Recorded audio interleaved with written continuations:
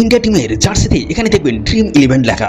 এর আগে কখনো সাহারা কখনো স্টার লেখা থাকতো। এগুলো আসলে স্পন্সর্স, কিন্তু মজার বিষয় হলো যে কটা কোম্পানি ইন্ডিয়া টিমের স্পন্সর্স হয়েছে সব কটা কোম্পানি ডুবে গেছে বা বন্ধ হয়ে গেছে। অনেকেই বলছে বিসিসিআই এর সাথে চুক্তি মানে অভিশপ্ত।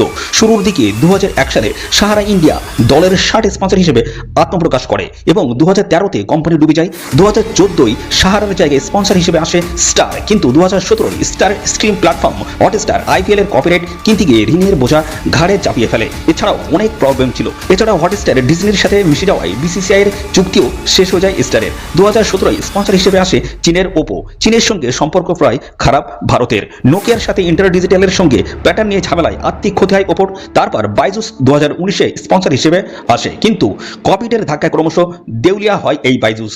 তারপরে আসে ড্রিম 11, কিন্তু নতুন বিলের সুবাদে বন্ধ হতে পারে ড্রিম 11 এর মতো ফ্যান্টাসি অ্যাপসগুলো।